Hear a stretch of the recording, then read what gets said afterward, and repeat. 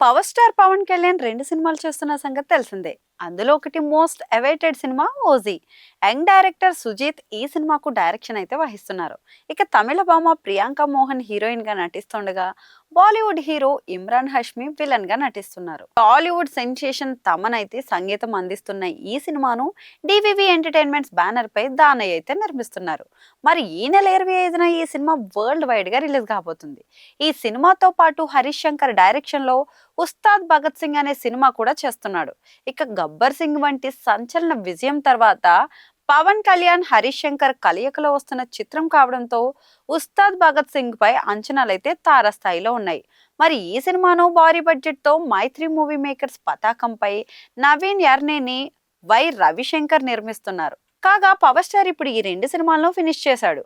OG dubbing తో సహా finish చేసేయగా, Ustaad shoot అయితే ఫినిష్ చేశాడు. మరి ఈ నేపథ్యంలో పవర్ స్టార్ నెక్స్ట్ సినిమా ఏంటనే చర్చ అయితే మొదలైంది. ఇప్పటి వరకు అయితే ఎటువంటి కథలను పవన్ ఓకే చేయలేదు. కొంత గ్యాప్ తీసుకుంటారని సమాచారం. అలాగే పొలిటికల్ గా కొంత బిజీగా ఉండబోతున్నారు.